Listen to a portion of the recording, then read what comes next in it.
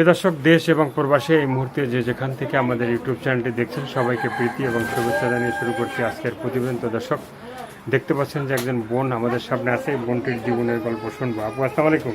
ওয়ালাইকুম সালাম। কি নাম ভাইয়া? স্বপ্ন। স্বপ্না। তো স্বপ্না আপু কি ভালো? না, কষ্ট। হ্যাঁ, কষ্ট আছে। মানে কি কষ্টে আছে ভাইয়া? অনেক কষ্ট আছে। অনেক কষ্ট। সেই কষ্টগুলো বলা যাবে না, নাহলে দর্শক ভাইরা বুঝবে কেমন যে কি ধরনের কি কষ্টে আছে। মানে সংসারে কে আছে? সংসারে ভাই আছে তো, ভাই আছে আর কে আছে? ছোট ভাই আছে তো, হ্যাঁ। ভাইরে পড়ালেখা করতে পারি না। হ্যাঁ, মানে ছোট ভাই আছে আর কে আছে? মা আছে, বাবা আছে? মা বাবা কেউ নেই। মা বাবা কেউ নেই।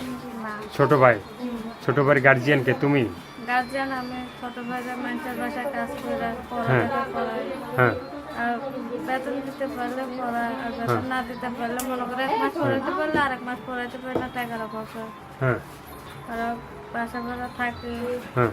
বাসা ভাড়া কাজে দিতে এই বাসা ভাড়া বাইজে রেখে।